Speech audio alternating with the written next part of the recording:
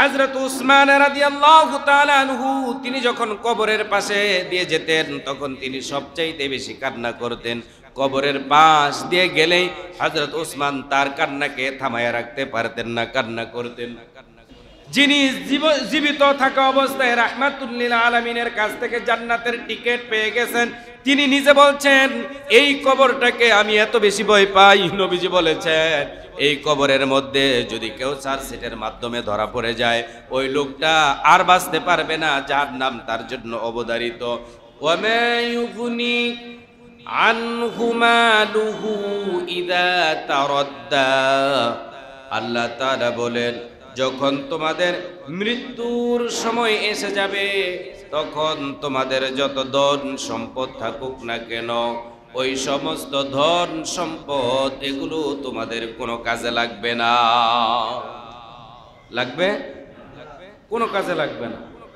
এই যে দুনিয়ার মধ্যে আপনি যত বাড়ি করলেন, গাড়ি করলেন, ফ্যাক্টরি করলেন, অট্টালিকা সাজালেন, বৈধভাবে করেছেন, অবৈধভাবে করেছেন, যেভাবেই করেছেন, এই সমস্ত ধন সম্পদ এগুলো কিছুই থাকবে না। আপনি মরে যাবেন, চলে যাবেন, আপনার ওয়ারিসরা তা নিয়ে কারাকারি করবে। ঠিক কিনা বলেন? এই জন্য আল্লাহ তাআলা বলে দিলেন তোমার এই ধন সম্পদ এগুলো কিছুই কোনো কাজে লাগবে না। যা তুমি নিজে ভোগ করে যেতে পারলে, দান করে সদকা করে যেতে পারলে ওগুলোই তোমার কাজে লাগবে, বাকিগুলো তোমার কাজে লাগবে। আমার প্রিয় মুসল্লিয়ানে কেরাম, মানুষের মৃত্যু, এই পৃথিবীর মধ্যে যত মানুষ এসেছে সবাই মৃত্যুবরণ করবে। বাবা আদম আলাইহিস সালাতু ওয়াস সালাম থেকে নিয়ে এ পর্যন্ত যত মানুষ এসেছেন আমার প্রিয় মুসল্লিয়ানে কেরাম সবাই তো দুনিয়া ছেড়ে চলেই গেছেন। এই পৃথিবীর মধ্যে আসার সিরিয়াল আছে। আগে দাদা আসবে, তারপরে বাবা আসবে, তারপরে নাতি আসবে, কিন্তু কে আগে যাবে সিরিয়াল এরকমটা নাই। দেখা গেছে যে বাবা আছে, দাদা আছে, ছোট্ট নাতিটা সবাইকে ছেড়ে তারপরে চলে গেছে। কথা বলে যাওয়ার কোনো সিরিয়াল নাই, আসার একটা সিরিয়াল আছে যে বাবা, তারপরে ছেলে, তারপরে নাতি, এরকম ভাবে আসবে, কিন্তু যাওয়ার কোনো সিরিয়াল নেই। প্রিয় মুসল্লিয়ানে কেরাম, এই জন্যই তো আল্লাহ তাআলা বলেন ওয়ান্নাজিআতি গরকা। আল্লাহ তাআলা বলে দিলেন শপথ সেই সমস্ত ফেরেশতাদের যারা নির্মম ভাবে জাহান্নামীদের রূহটাকে কবজ করে নিয়ে যাবে। নির্মম হৃদয়ের ফেরেশতা, যাদের অন্তরের মধ্যে সামান্যতম কোনো মায়া থাকবে না, কোনো দয়া লাগবে না, ওই সমস্ত ফেরেশতারা বলতেছে, আল্লাহ বলেন ওই ফেরেশতার কসম তারা নির্মম ভাবে জাহান্নামীদের জানটাকে কবজ করে নিয়ে যাবে। প্রিয় মুসল্লিয়ানে কেরাম, এই পৃথিবীতে যত মানুষ এসেছে হয়তো কেউ জান্নাতে যাবে, আবার কেউ জাহান্নামে যাবে। এর বাহিরে কি যাওয়ার কোনো সুযোগ আছে নাকি? এর বাহিরে সুযোগ আছে? হয় জান্নাতে যাওয়া লাগবে, নয়তো জাহান্নামে যাওয়া লাগবে। যারা জান্নাতে যাবে তাদেরকে আল্লাহ তাআলার রহমতের ফেরেশতারা তাদের সামনে জান্নাতে এসে যেই বাড়ির মধ্যে থাকবে, যেই ঘরের মধ্যে থাকবে, ওই বাড়িটা তার সামনে তুলে ধরবে মৃত্যুর পূর্ব মুহূর্তে। বলেন সুবহানাল্লাহ। জান্নাতি ব্যক্তি জান্নাতের বাড়িটা দেখে সে আবেগে আপ্লুত হয়ে যাবে, সে খুশিতে আত্মহারা হয়ে যাবে, সে দ্রুত ওই বাড়িটার মধ্যে প্রবেশ করার জন্য বেকারার পেরেশান হয়ে যাবে। আবার যাকে জাহান্নামে দেওয়া হবে, জাহান্নামের নির্মম হৃদয়ের ফেরেশতারা তার সামনে জাহান্নামটাকে তুলে ধরবে। জাহান্নামের কঠিনতম শাস্তিগুলো তার সামনে উদ্ভাসিত হয়ে যাবে। তখন ওই জাহান্নামী বান্দা সে জাহান্নামে যেতে চাইবে না, সে পালানোর জন্য চেষ্টা করবে, অন্য কোথাও গিয়ে আশ্রয় নেওয়া যায় কিনা তার জন্য সে চেষ্টা করবে। কথা কি ঠিক না বেঠিক? আল্লাহ তাআলা সে কথাই গুরু বলে দিলেন ইন্না বাতশা রাব্বিকা লাশাদীদ। এই পৃথিবীর মধ্যে জাহান্নামীরা বিশ্বাস করে, যারা জাহান্নামী, এই পৃথিবীর মধ্যে রূপটা তার দেহে থাকার কারণে সে তারে ধরছে, তারে মারছে, তারে ফাঁসাইছে, আরো কত কিছু করেছে। কথা বলেন ও বন্ধু, আল্লাহ তাআলা সেজন্যই বলে দিলেন ইন্না বাতশা রাব্বিকা লাশাদীদ। আল্লাহ পাকের ধরা বড়ই কঠিন ধরা, বড়ই মজবুত ধরা। কথা বলেন ঠিক কিনা? আল্লাহ তাআলা তাদেরকে ধরবেন, কঠিন ভাবে পাকড়াও করবেন। ওই দিন ওই জাহান্নামীরা পালানোর জন্য চেষ্টা করতে থাকবে। কুরআনুল কারীম বলে ইয়াকুলুল ইনসানু ইয়াউমাইযিন আইনাল মাফার। ওই দিন জাহান্নামীরা বলবে, সেদিন জাহান্নামীরা বলবে, সেদিন মানুষগুলো বলে উঠবে আজ পালাবো কোথায়? আইনাল মাফার, আজকে পালাবো কোথায়? কাল্লা লা ওয়াজার, আল্লাহ পাকের পক্ষ থেকে জানিয়ে দেওয়া হবে কাল্লা লা ওয়াজার, পালানোর কোনো জায়গা নাই। পালানোর কোনো জায়গা আছে? কেউ কি পালাইতে পারবে? আল্লাহ পাক রব্বুল আলামিন তারপরে বলেন ইলা রাব্বিকা ইয়াউমা ইযিনিল মুস্তাকার। ওই দিনেই জাহান্নামীরা যখন পালানোর চেষ্টা করবে, পালাতে চাইবে, আমার প্রিয় মুসল্লিয়ানে কেরাম, তারা যখন পালাতে চেষ্টা করবে, আল্লাহ তাআলা সেদিন বলে দিলেন ইয়াকুলুল ইনসান ইলা রাব্বিকা ইয়াউমা ইযিনিল মুস্তাকার। ওই দিন তারা পালানোর চেষ্টা করবে। আল্লাহ তাআলা জানায় দিলেন ওই দিন তাদের ঠাঁই আছে একটা জায়গায়, আর সেটা হলো তাদের রব, তাদের মালিক আল্লাহ পাকের কাছে।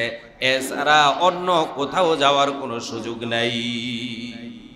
আছে নাকি? অন্য কোথাও যাওয়ার কোনো সুযোগ আছে? সম্মানিত মুসল্লিয়ানে কেরাম, এই পৃথিবীর মধ্যে যখন জাহান্নামীদের মৃত্যুর সময় এসে যাবে, মরজে মউত যখন তার সামনে চলে আসবে, তখন আল্লাহ তাআলা অসংখ্য জাহান্নামের নির্মম হৃদয়ের ফেরেশতাদেরকে তার কাছে প্রেরণ করা হবে। ওই জাহান্নামী ফেরেশতারা জাহান্নামী লোকটার চতুর্পাশে এসে দাঁড়িয়ে যাবে, চতুর্পাশে দাঁড়িয়ে যাবে। তাদের চেহারাগুলো থাকবে ভয়ঙ্কর চেহারা থাকবে। ওই লোকটা তখন পালানোর জন্য চেষ্টা করবে। জাহান্নামের ফেরেশতারা তার রূহটা যখন পালানোর জন্য চেষ্টা করবে, মাথার মধ্যে চলে যাবে। মাথার ওখানে জাহান্নামের ভয়ের ফেরেশতাগুলো আছে না নাই, চেপে ধরবে। রূহটা বিদ্যুৎ গতিতে পায়ের মধ্যে ঢুকে পড়বে। ওখানে ফেরেশতা আছে নাকি নাই? সেখানেও চেপে ধরা হবে। হাতের মধ্যে ঢুকে যাবে, হাতের ওখানেও ফেরেশতা আছে, সেখানেও চেপে ধরা হবে। আমার প্রিয় মুসল্লিয়ানে কেরাম, সারাটা দেহের মধ্যে রোটা দৌড়াদৌড়ি করতে থাকবে, বিদ্যুৎ গতিতে দৌড়াদৌড়ি করবে, পালানোর জন্য চেষ্টা করবে। পালানোর কোনো জায়গা তো থাকবে না। পালানোর কোনো জায়গা আছে নাকি বলেন? পালানোর কোনো জায়গা নেই। জাহান্নামের ভয়ে সে পালানোর চেষ্টা করবে, পালানোর কোনো জায়গা থাকবে না। আমার প্রিয় মুসল্লিয়ানে কেরাম, সেই দিন ওই ফেরেশতারা চিরুনি অভিযান চালাবে। কি অভিযান? চিরুনি অভিযান চালাবে। দুনিয়ার মধ্যে সে কত বাহাদুরি দেখাইছে, রং তামাশা করছে, আর কতজন রে কত কিছু বলছে। রাস্তার মোড়ে দাঁড়িয়ে দাঁড়িয়ে কত আওয়াজ করে করে মানুষদেরকে কত কিছু বলেছে, ঠাট্টা বিদ্রুপ করেছে। আল্লাহ তাআলা বলেন ওয়ালাউ তারা ইযিজ যালিমুনা ফিল গামারাতিল মাউতি ওয়াল মালাইকাতু বা'সিতু আইদিয়াহুম উজুরাহুম আখরিজু আনফুসাকুম ইয়াওমাল কিয়ামা। আল্লাহ পাক রব্বুল আলামিন বলে দিলেন, আল্লাহ পাক রব্বুল আলামিন বলেন ওই দিন ওই ফেরেশতারা তার দেহের মধ্যে যেই রূহটা থাকবে, এই রূহটা তার সিনা থেকে খামচে ধরে তারপরে টেনে হিসড়ে বের করা হবে। যখন তার রূহটা বের করে নিয়ে আসা হবে, আপনারা অনেক মৃত মানুষের সামনে থেকেছেন, দেখেছেন, মানুষটা যখন মৃত্যুবরণ করে কেউ চোখ উল্টায়া দেয়, কেউ জিহ্বা বের করে দেয়, কেউ প্রস্রাব করে দেয়, কেউ পায়খানা করে দেয়, দেখছেন কিনা এই ধরনের। আবার এরকমও দেখা যায় লোকটা আত্মীয় স্বজনের সাথে চোখ মেলে সুন্দরভাবে তাদের সাথে কুশল বিনিময় করে একটা সময় কালিমা পড়তে থাকে, দোয়া পড়তে থাকে, আস্তে করে লোকটা তারপরে ঘুমায়া যায়। আছে না নাই? এই দুই ধরনের মৃত্যু আপনারা দেখছেন কিনা? আল্লাহ পাক রব্বুল আলামিন বলেন, যারা ওই জাহান্নামী হবে তাদের অবস্থাটা এরকম হয়ে যাবে, তারা চোখ উল্টাই দিবে, খিচা দিবে, টানা দিবে, প্রস্রাব করে দিবে, পায়খানা করে দিবে। ও বন্ধু, আমার প্রিয় মুসল্লিয়ানে কেরাম, আপনারা যারা নাকি এলাকার যে সমস্ত লোকেরা মৃত মানুষদেরকে গোসল দেয়, তারা বলতে পারবে কোন লোকটা মৃত্যুবরণ করার সময় প্রস্রাব করে দিয়েছে, পায়খানা করে দিয়েছে। কথা বলেন ঠিক কিনা? আমরা তো কাফনের ভিতরে দেখি গোসলের পরে, কিন্তু যিনি গোসল করান তিনি তার পরনের কাপড়ের অবস্থা কি ছিল সেটা বলতে পারবে। প্রিয় মুসল্লিয়ানে কারণ এই জন্যই আল্লাহ তাআলা বলে দিলেন, ওয়া মা ইউগনি আনহু মালুহু ইযা তারাদ্দা। আপনার ক্ষমতা, আপনার সম্পদ এগুলো কোনো কাজে লাগবে না। এই জন্য সম্পদ আর ক্ষমতা এগুলো আল্লাহ পাকের দেয়া আমানত। আল্লাহ পাকের দেয়া আমানতের খেয়ানত করা যাবে না, বরঞ্চ আল্লাহ পাক যেই পথে যেই পন্থায় খরচ করতে বলেছেন আল্লাহর সন্তুষ্টির জন্য সেভাবেই খরচ করা দরকার। আছে না নেই?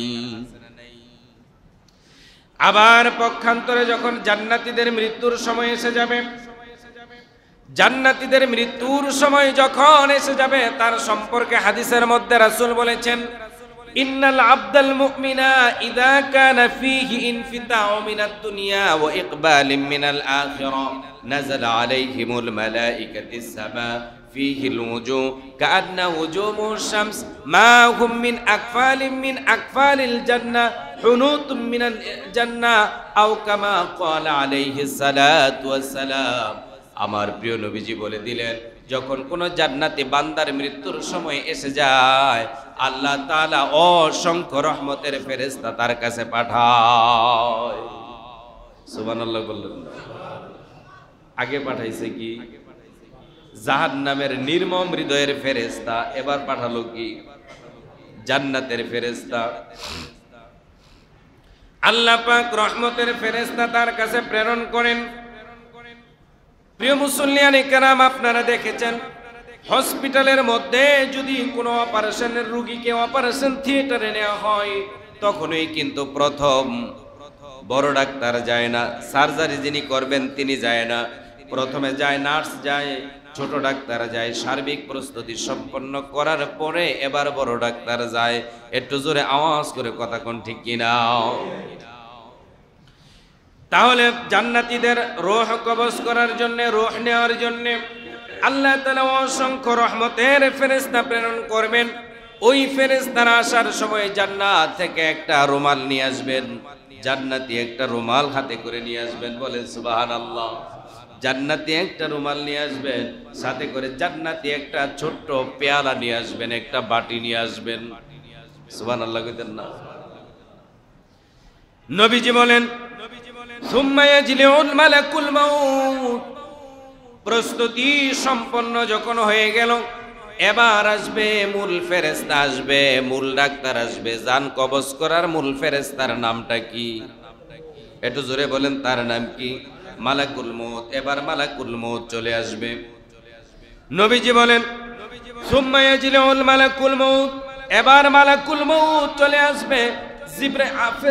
আজরাইল আলাইহিস সালাতু ওয়াস সালাম আসবে, এসে ওই জান্নাতি লোকটার মাথার কাছে বসবে, মাথার মধ্যে হাত দিবে, দিয়ে বলবে, ইয়া আইয়াতুহান নাফসুল মুতমাইন্নাহ ইরজিই ইলা রাব্বিকা রাদিয়াতাম মারদিয়া ফাদখুলি ফি ইবাদি ওয়াদখুলি জান্নাতি।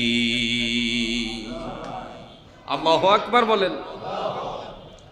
ওই জান্নাতি ফেরেশতা, ওই জান্নাতি লোকটার মাথার মধ্যে ফেরেশতা হাত রেখে বলবে, ইয়া আইয়াতুহান নাফসুল মুতমাইন্নাহ, ও প্রশান্ত আত্মা, ও প্রশান্ত আত্মা, ও প্রশান্ত আত্মা, তোমাকে আল্লাহ পাকের কাছে নিয়ে যাওয়ার জন্য এসেছি। তুমি আল্লাহ পাকের কাছে যাবে, তার প্রস্তুতি তুমি নাও। বলেন সুবহানাল্লাহ। আমার প্রিয় মুসল্লিয়ানে কেরাম, এই কথা বলার সঙ্গে সঙ্গে বলতে থাকবে, ইয়া আইয়াতুহান নাফসুল মুতমাইন্না ইরজিই ইলা রাব্বিকি রাদিয়াতাম মারদিয়া। ও প্রশান্ত আত্মা, আল্লাহ তাআলা তোমার প্রতি সন্তুষ্ট, তুমিও আল্লাহ পাকের প্রতি সন্তুষ্ট হয়ে যাও। একটু জোরে বলা যাবে কি সুবহানাল্লাহ? আল্লাহ তাআলা, আল্লাহ পাক রব্বুল আলামিন বলেন, ফেরেশতা বলবে, ফাদখুলি ফি ইবাদি। ও আল্লাহর বান্দা, দুনিয়ার জমিনের মধ্যে তুমি যখন ছিলে তখন তুমি এত কষ্ট করেছো, পরিশ্রম করেছো। শীতের রজনীতে ফজরের নামাজের আজান যখন হয়ে গেছে, আরামের বিছানা ছেড়ে দিয়ে ঠান্ডা পানি দিয়ে ওযু করে তারপরে মসজিদের মধ্যে গিয়ে তুমি 5 ওয়াক্ত নামাজ আদায় করেছো। আবার রাত্রিকালীন সময়ে তুমি ঘুমানোর পূর্বে এশারের নামাজটা আদায় করেছো, তাহাজ্জুদ পড়েছো। শুধু তাই নয়, আল্লাহর জমিনে আল্লাহর দ্বীন কায়েমের আন্দোলনে সংগ্রামে তুমি অংশগ্রহণ করেছিলে। কিভাবে আল্লাহর জমিনে আল্লাহর দ্বীনটাকে বাস্তবায়ন করা যায় তার জন্য তুমি চেষ্টা করেছো, ফিকির করেছো, টাকা খরচ করেছো, সময় দিয়েছো। এই সময় দিতে গিয়ে তোমাকে দেখা গেছে তোমার বিরুদ্ধে মামলা হয়েছে, হামলা হয়েছে, জেলে গিয়েছো, জরিমানা দিয়েছো, এত কষ্ট করেছো। এই জন্য আল্লাহ তাআলা তোমার ব্যাপারে, আল্লাহ তাআলার সিদ্ধান্ত হলো ফাদখুলি ফি ইবাদি। তুমি এত কষ্ট করে আল্লাহকে খুশি করেছো, এই জন্য আল্লাহ তাআলা ওয়াদখুলি জান্নাতি, তোমার জন্য আল্লাহ তাআলা জান্নাতের ব্যবস্থা করে রাখছে। প্রিয় মুসল্লিয়ানে কেরাম, নবীজি বলেন, এই কথা বলার পরে, এই কথা নবীজি বলেন, এই কথা যখন বলা হবে তখন আল্লাহর হাবিব সাল্লাল্লাহু আলাইহি ওয়াসাল্লাম তিনি বলে দিলেন, ফাতুখরিজু কামা তাসিরু মিনাল কাতরাতি মিনাস সিকাল। এই কথা বলার সঙ্গে সঙ্গে দেখা যাবে ওই জান্নাতি লোকটার রূহটা এরকম ভাবে নীরবে বের হয়ে আসবে, যেরকম ভাবে কলস ভর্তি পানি নীরবে গড়াইয়া পড়ে। সুবহানাল্লাহ। কলস চিনেন তো? চিনেন নাকি কলস? কলসের মধ্যে যখন পানি আপনি ট্যাপ থেকে ছাড়বেন, এই ট্যাপ থেকে পানি যখন গড়ায়, ট্যাপের পানি কলসে পড়বে, কলস থেকে যখন নিচে পড়ে তখন কি আওয়াজ হয়? কথা কয় না। আওয়াজ হয় কিনা? আওয়াজ হয় না। তখন নীরবে আস্তে আস্তে পানি পড়ে, জিরজিরে পড়ে, আওয়াজ হয় না। নবীজি বলেন যে ওই জান্নাতি লোকটার রূহটা এরকম ভাবে নীরবে বেরিয়ে আসবে, তিনি আল্লাহ পাক রব্বুল আলামিনের প্রতি সন্তুষ্ট হয়ে তারপরে তিনি বেরিয়ে আসবেন। বলেন সুবহানাল্লাহ। সম্মানিত মুসল্লিয়ানে কেরাম, এই মাত্রই লোকটার জানটা বের হয়ে গেল, রূহটা বের হয়ে গেল। এতক্ষণ আব্দুর রহমান, আব্দুল্লাহ অথবা আব্দুল মান্নান, আব্দুল গাফফার, আব্দুল সাত্তার ছিল। এখন রূহটা বেরিয়ে গেছে, এখন লোকটা মরে গেছে। কথা বলেন ঠিক কিনা? এখন পড়ে আছে তার লাশ। না আব্দুর রহমান কি পড়ে আছে? জোরে বলেন। একটু আগেই তো সে মারা গেল। আমার প্রিয় মুসল্লিয়ানে কেরাম, আল্লাহর হাবিব সাল্লাল্লাহু আলাইহি ওয়াসাল্লাম তিনি বলে দিলেন, তার এই রূহটা জান্নাত থেকে যে জান্নাতি রুমালটা নিয়ে আসবে, ওই জান্নাতের ফেরেশতারা, রহমতের ফেরেশতারা তার রূহটাকে জান্নাতি ওই রুমালের মধ্যে তার রূহটাকে রিসিভ করে নিবে। বলেন সুবহানাল্লাহ। ওই জান্নাতি রুমালটা, এটা আবার জান্নাত থেকে যে একটা পেয়ালা নিয়ে এসেছিল, একটা বাটি নিয়ে এসেছিল, ওই বাটির মধ্যে তারপরে রাখবে। রাখার পরে এবার জান্নাতি ফেরেশতারা একজন থেকে আরেকজন, আরেকজন থেকে আরেকজন, এরকম ভাবে মিছিল সহকারে তার রূহটা সপ্তম আসমানে ইল্লিয়িনের মধ্যে পৌঁছায় দিবে। বলেন সুবহানাল্লাহ।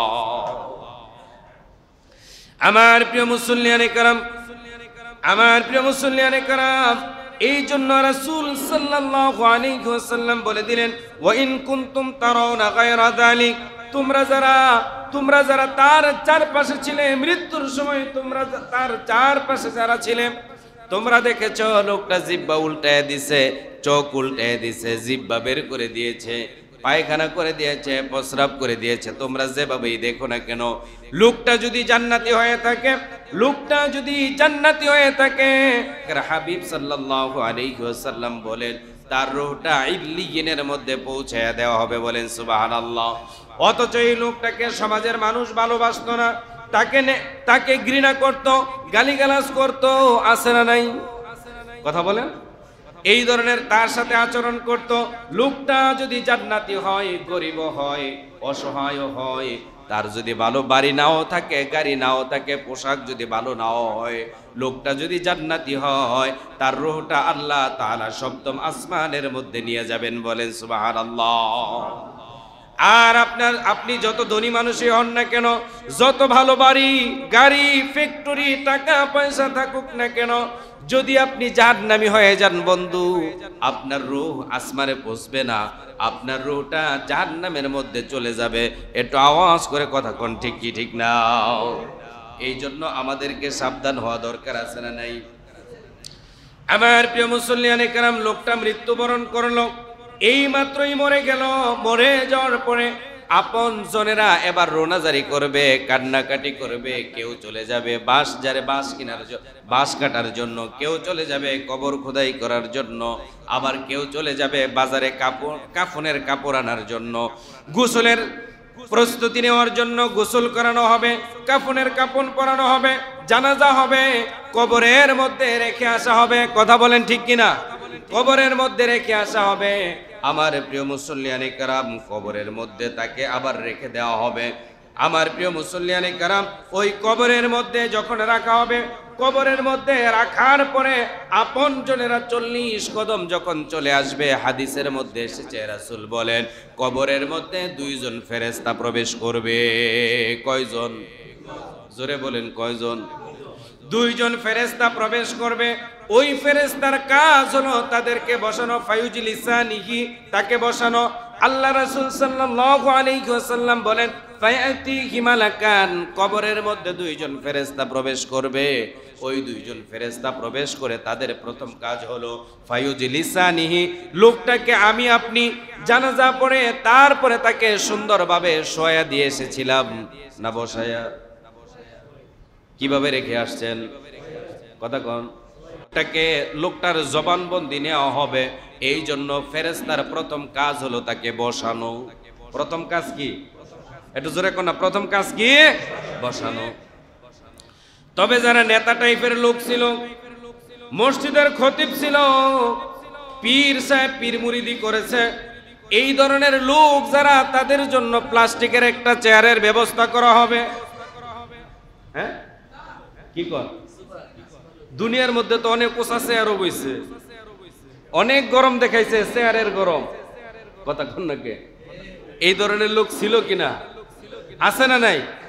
অনেক গরম দেখাইছে, কইছে আয় গার মটকাইলাম, ঠ্যাং ভেঙ্গে দেমু, খেলা হবে। কথা কোন? এরকম ভাবে অনেক গরম দেখাইছে, কিন্তু ওই লোকটার জন্য কি কবরে একটা চেয়ারের ব্যবস্থা করা হবে? একটা প্লাস্টিকের চেয়ারের? নবীজি বলেন ফায়াতিহি মালাকান, কবরের মধ্যে 2 জন ফেরেশতা প্রবেশ করবে। ওই ফেরেশতার প্রথম কাজ হলো ফায়ুজলিসানিহি, লোকটাকে প্রথমে কবরের মধ্যে বসাবে। ওই ব্যক্তিকে কবরের মধ্যে বসাবে। কবরের মধ্যে বসানোর পরে 3টা প্রশ্ন করবে। কয়টা? জোরে বলেন কয়টা?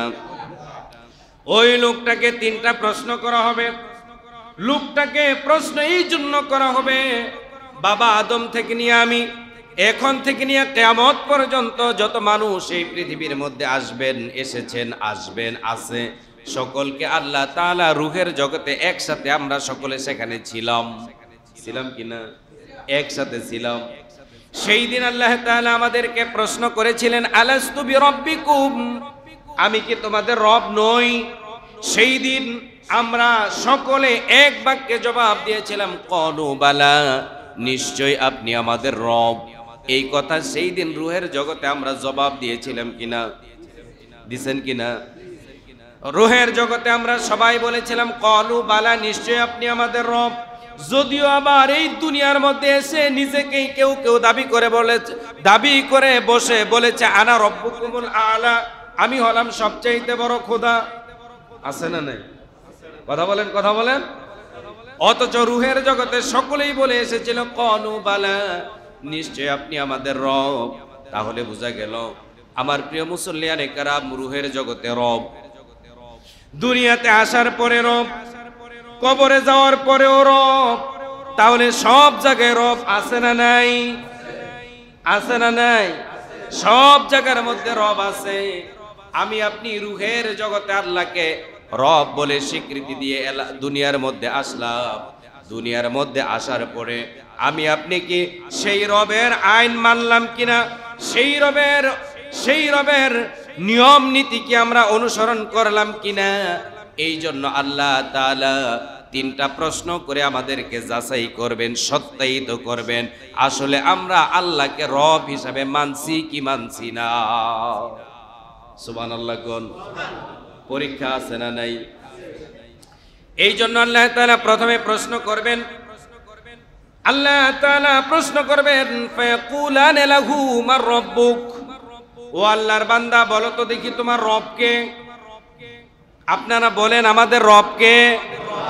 আরো জোরে বলেন কে? আরো একবার বলেন কে?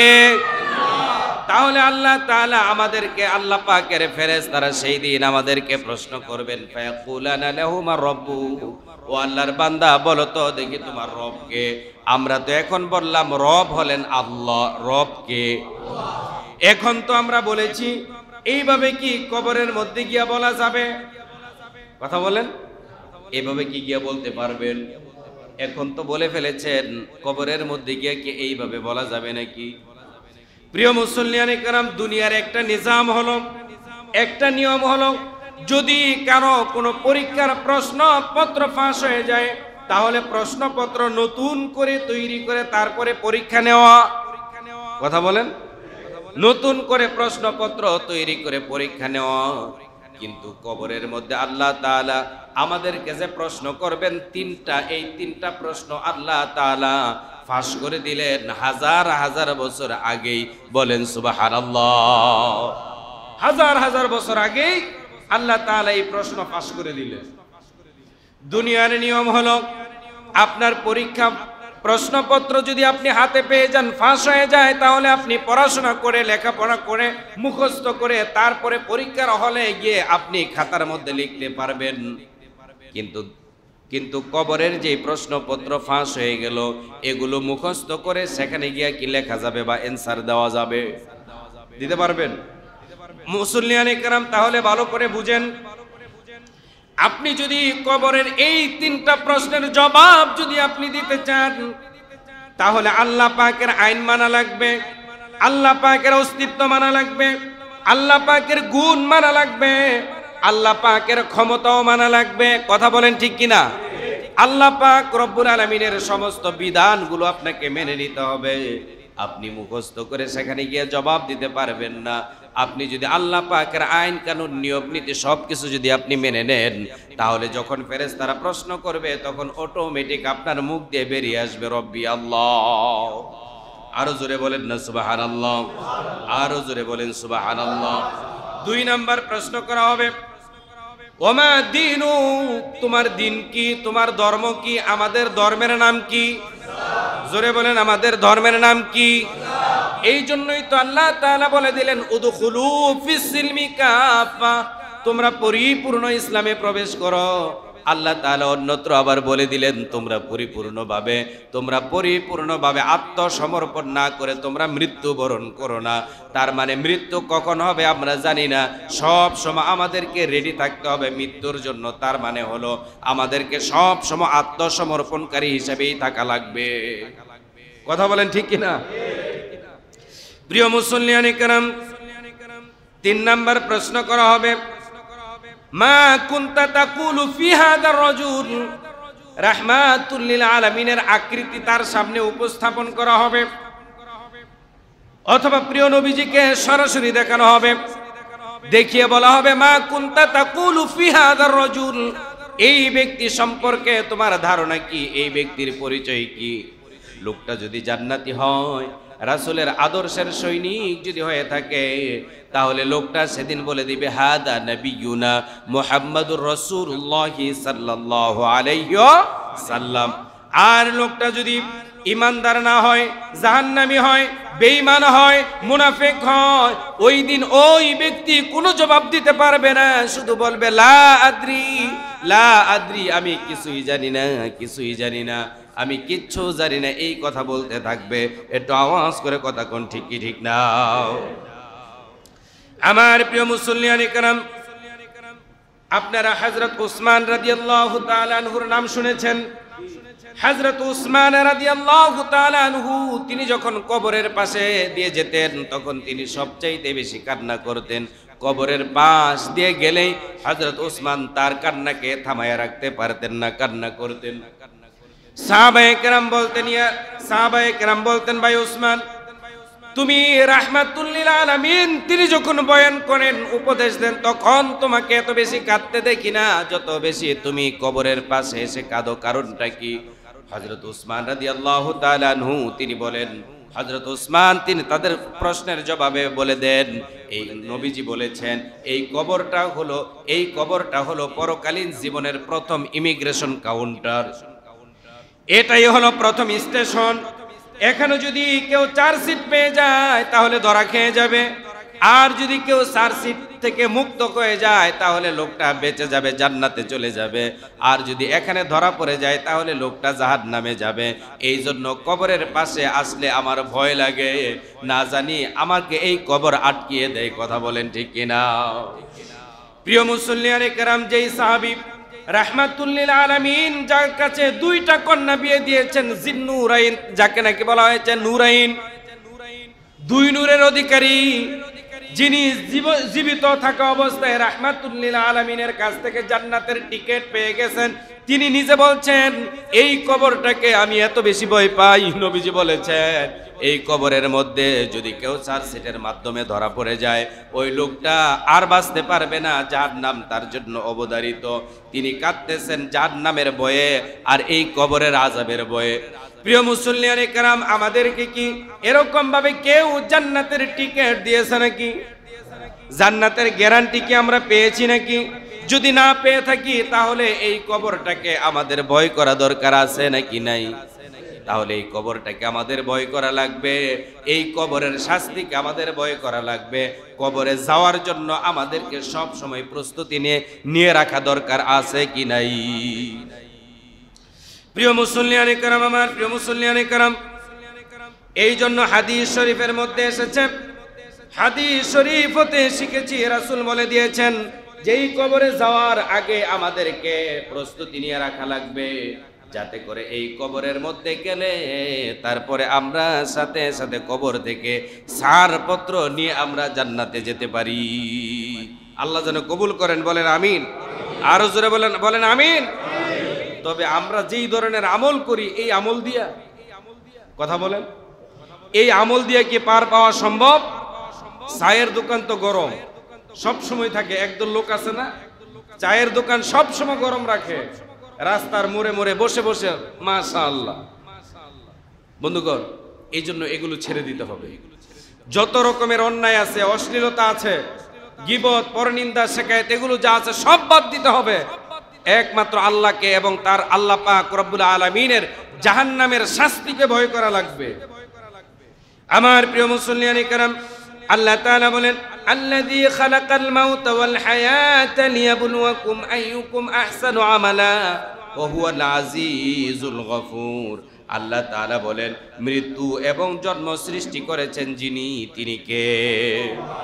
মৃত্যু সৃষ্টি করেছেন আল্লাহ, জন্ম সৃষ্টি করেছেন আল্লাহ, যাতে করে তিনি আমাদেরকে যাচাই বাছাই করে এই দুনিয়ার মধ্যে, এই দুনিয়াটা হলো আমাদের জন্য কর্মক্ষেত্র। এই দুনিয়াটা কি? জোরে বলেন, এই দুনিয়াটা কি? কর্মক্ষেত্র। এই দুনিয়াটা হলো আমাদের জন্য কর্মক্ষেত্র। এখানে আপনি যদি ভালো করেন জান্নাত পেয়ে যাবেন, আর এখানে যদি আপনি মন্দ করে থাকেন জাহান্নাম ছাড়া কোনো উপায় নাই। কথা বলেন ঠিক কিনা? এই জন্য আল্লাহ তাআলা বলেছেন এই দুনিয়ার মধ্যে কে পরহেজগার, কে মুত্তাকি, এগুলো এখান থেকে যাওয়ার পরেই যাচাই বাছাই করা হবে। এই দুনিয়ার মধ্যে আপনি তো রুহের জগতে, আল্লাহকে বলে এসেছেন কলু বালা, নিশ্চয় আপনি আমার রব। আপনি সেখানে স্বীকৃতি দিয়ে দুনিয়ার মধ্যে আসলেন।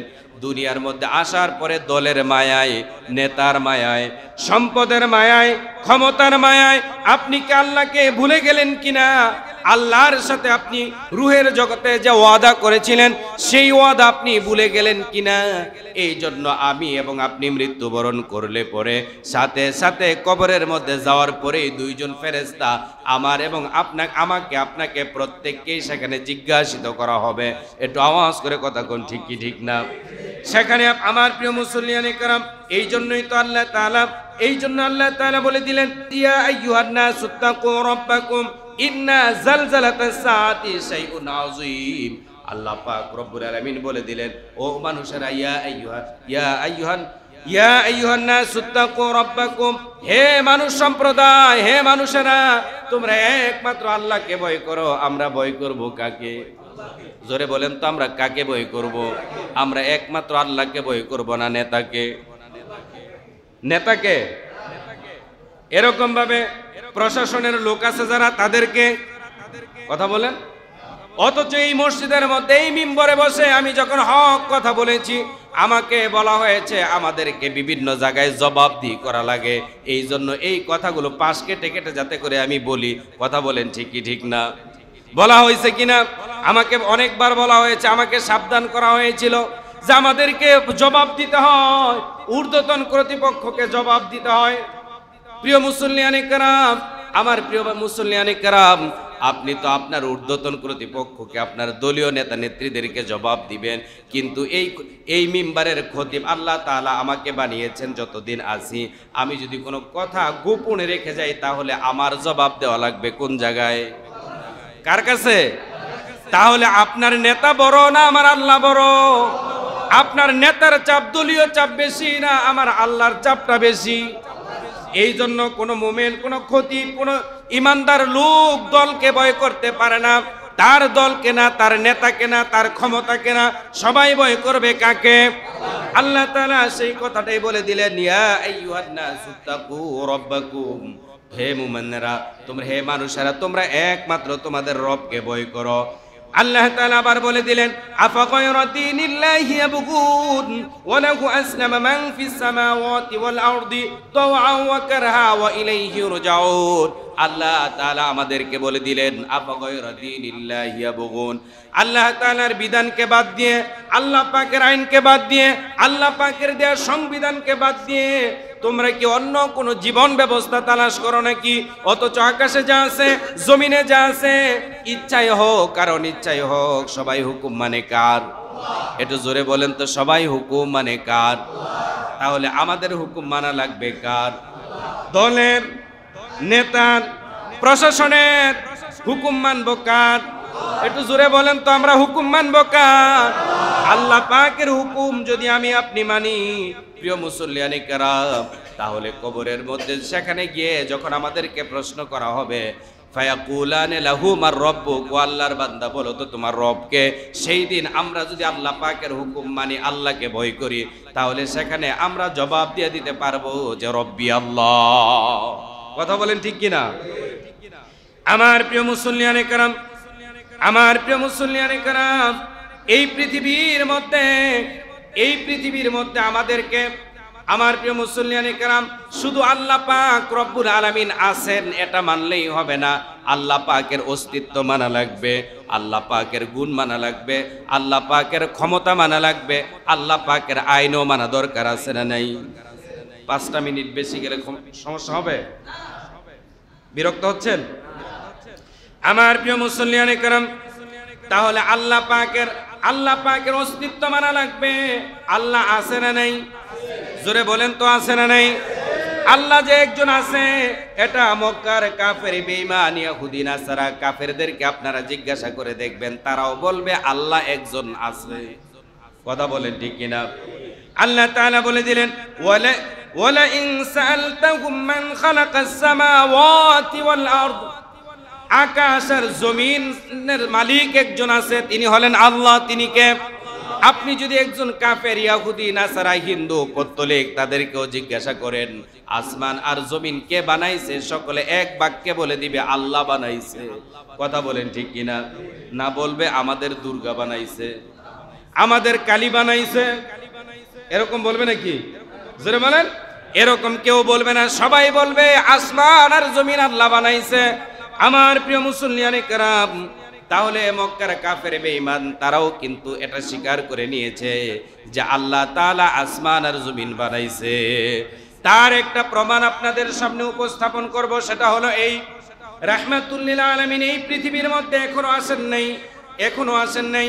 রাহমাতুল লিল আলামিন এই পৃথিবীতে আসার 40 দিন বা তার চাইতে কম বেশি সময় পূর্বে আব্রাহা বাদশাহ হস্তি বাহিনী নিয়ে আসলেন, বাইতুল্লাহকে ধ্বংস করে মাটির সাথে মিশিয়ে দিবেন। তৎকালীন সময়ে বাইতুল্লাহর মুতাওয়াল্লি ছিলেন রাহমাতুল লিল আলামিনের সম্মানিত দাদা আব্দুল মুত্তালিব। কথা বলেন ঠিক কিনা? আব্দুল মুত্তালিব তিনি ছিলেন বাইতুল্লাহর মুতাওয়াল্লি। তিনি ছাগল পান, তিনি তার অনেকগুলো মেষ ছিল, ছাগল ছিল, এগুলোকে তিনি হাতের মধ্যে লাঠি গাছ থেকে পাতা পেরে তারপরে খাওয়ায়। আরবের তৎকালীন লোকেরা দৌড়ে গেল, আব্দুল মুত্তালিবকে গিয়ে খুঁজে বের করলো, গিয়ে বলল তুমি নিশ্চিন্ত মনে তোমার বকরি ছানাগুলোকে পাতা পেরে খাওয়াও। ওইদিকে আব্রাহা বাদশাহ হস্তি বাহিনী নিয়ে আসছে বাইতুল্লাহ ধ্বংস করার জন্য। তুমি তো বাইতুল্লাহর মুতাওয়াল্লি, বাইতুল্লাহকে রক্ষা করার সামান্যতম পেরেশানি তোমার চোখে মুখে দেখা যায় না, কারণ কি? নবীজির সম্মানিত দাদা নবীজি এই পৃথিবীতে আসার পূর্বেই জানায় দিলেন আল্লাহর ঘর আল্লাহ রক্ষা করব, আমার বকরিগুলোকে আমি পাতা খাওয়াই, আল্লাহ তাআলা তার ঘরকে তিনি রক্ষা করবেন। কে রক্ষা করছে? জোরে বলেন, কে রক্ষা করছে? আব্দুল মুত্তালিব কি তখন মুসলমান হয়েছিলেন? কথা বলেন। আব্দুল মুত্তালিব তিনি বললেন আল্লাহর ঘর আল্লাহ রক্ষা করব। কুরআনুল কারীমে আল্লাহ তাআলা বলেন ওয়া আরসালা আলাইহিম তায়রান আবাবিল। আল্লাহ তাআলা ঝাঁকে ঝাঁকে পাখি দিয়া, আবাবিল পাখি দিয়ে আল্লাহ তাআলা তার ঘরকে রক্ষা করেছিলেন। তখনও তারা জানতো যে আল্লাহ একজন আছে। কথা বলেন ঠিক কিনা? সম্মানিত মুসল্লিয়ানে কারাম, নবীজির জন্মের 40 বছর 6 মাস পরে নবীজি হেরা গুহায় গেলেন। কুরআনুল কারীমের সূরা আলাকের প্রথম 5 আয়াত নবীজির উপর অবতীর্ণ হলো। নবীজি ঘরের মধ্যে গেলেন, বই পেয়ে গেলেন। প্রিয়তমা স্ত্রী 15 বছরের জীবন সাথী তাকে বলতেছেন খাদিজা গো জাম্বিলুনি জাম্বিলুনি, আমাকে ডেকে দাও, কুম্বল আবৃত করে দাও, আমি ভয় পেয়েছি, আমার গায়ে জ্বর আসতেছে, মনে হয় আমি বাঁচব না, মরে যাব। হযরত রাসূল করিম সাল্লাল্লাহু আলাইহি ওয়াসাল্লামের 15 বছরের জীবন সঙ্গী মা খাদিজা রাদিয়াল্লাহু তাআলা না, তখনও তিনি ইসলাম গ্রহণ করেন নাই। রাসূল এখনো রিসালাতের দাওয়াত কাউকে দেন নাই। তাহলে খাদিজা কি ইসলাম গ্রহণ করছে? কথা বলেন। খাদিজা তখন ইসলাম গ্রহণ করেন নাই। খাদিজা ইসলাম গ্রহণ করার পূর্বেই তিনি বললেন আল্লাহু লা ইয়াহজিকাল্লাহু আবাদা, ও গো প্রিয়তম স্বামী, আপনি আপনার সাথে বিগত 15টা বছর কাটাইলাম, আপনি এতিমের হক আদায় করেন, বিধবার হক আদায় করেন, আপনি মানুষের সাথে লেনদেন, কথাবার্তা, উঠা বসা, আপনার আচার আচরণ আমি যা দেখেছি এর মাধ্যমে আমি আল্লাহ পাকের কসম করে বলি আল্লাহ তাআলা অবশ্যই আপনাকে অপমানিত করবেন না। একটু জোরে বলা যাবে কি সুবহানাল্লাহ? খাদিজা তখন ইসলাম গ্রহণ করেন নাই। তার পূর্বে ছোট্ট একটা কথার ভিতরে বলে দিলেন আল্লাহু লা ইয়াহজিকাল্লাহু আবাদা। ছোট্ট কথার ভিতরে তিনি 2 বার আল্লাহ পাকের নাম নিলেন। এর মাধ্যমে তিনি বুঝাই দিলেন যে আল্লাহ একজন আছে না নাই? আল্লাহ একজন আছে। আমার প্রিয় মুসল্লিয়ানে কেরাম, আল্লাহ পাকের অনেকগুলো নাম আছে, আছে না নাই? ওয়ালিল্লাহিল আসমাউল হুসনা ফাদউহু বিহা। আল্লাহ পাকের 99টা নাম আমরা জানি, কিন্তু তার চাইতে অনেক বেশি নাম আল্লাহ পাকের আছে। আল্লাহ পাক রব্বুল আলামিন বলে গোলাম রে তোমরা আমি আল্লাহকে আমার নাম ধরে ধরে ডাকো। বলেন সুবহানাল্লাহ। আর রাজ্জাক এটা কার নাম? আর রাজ্জাক নাম কার? আল্লাহ পাকের অর্থ হলো রিজিক দাতা। আর রাজ্জাক অর্থ কি? তাহলে রিজিক দেয় কে? আমার প্রিয় মুসল্লিয়ানে কেরাম, আল গাফুর অর্থ কি? জোরে বলেন না কেন? ক্ষমাশীল। তাহলে আমাদেরকে যিনি ক্ষমা করে দিবেন তিনি কে? এই জন্য আমরা ক্ষমা চাইবো কার কাছে? তওবা করব কার কাছে? আল্লাহ পাক রব্বুল আলামিনের গুণগুলোকে সামনে এনে এনে যদি আল্লাহ পাকের কাছে দোয়া করেন, তওবা করেন, তাহলে আল্লাহ পাক রব্বুল আলামিন আমাদেরকে মাফ করে দিবেন। প্রিয় মুসল্লিয়ানে কেরাম, একটা প্রশ্ন করি, আপনারা বলেন তো, হিন্দু ধর্মের লোক যারা, তাদের ক্ষুধা কতটি বলেন? কত কোটি? কত? ওই যে রুবেল ভাই কইতেছে, 33 কোটি বলে। তাহলে তাদের খোদা হলো 33 কোটি। আমাদের আল্লাহ কয়জন? জোরে বলেন কয়জন? তাদের 33 কোটি খোদা ঢাকার ঢাকেশ্বরী মন্দির থেকে কয়েক বছর আগে তাদের মূর্তির গলা থেকে 200 ভরি ওজনের একটা মালা হারায় গেল। 33 কোটি খোদা আছে, কিন্তু টের পেল না। কে নিল? কথা কর না, কে টের পাইছে নাকি? কিন্তু আমাদের আল্লাহ এমন আল্লাহ, আপনি যদি সাগরের মাঝখানে গিয়ে রোজা থেকে ডুব দিয়ে চুপ করে এক ফোঁটা পানি খেয়ে ফেলেন, তাও আমার আল্লাহ টের পায়। কথা বলেন না কেন? টের পায় কি পায় না? তাহলে তাদের 33 কোটি খোদা, এগুলা কোনো কামিলা না, সব আকামিলা। আর আমাদের আল্লাহ হলেন একজন কামিলা না কামিলা? একটু জোরে বলেন কামিলা। আমাদের আল্লাহ কি? আমরা যা কিছু করি সব কিছু আমাদের আল্লাহ দেখেন, সব কিছু আমাদের আল্লাহ শুনেন। কথা বলেন ঠিক কিনা? এই জন্য আমাদেরকে হুশের সাথে, জুশের সাথে নাই, হুশের সাথে আমাদেরকে ইবাদত বন্দেগী করা লাগবে। আল্লাহকে ভয় করা লাগবে, জাহান্নামকে ভয় করা লাগবে। জাহান্নামকে ভয় করে, আল্লাহকে ভয় করে, মৃত্যুর জন্য সব সময় আমাদেরকে প্রস্তুতি থাকা দরকার, আছে না নাই? আল্লাহ তাআলা থাকার তৌফিক দান করুন। সকলে বলেন আমিন। আর জোরে বলেন আমিন। ওয়া আখির দাওয়ানা আলহামদুলিল্লাহি রাব্বিল আলামিন।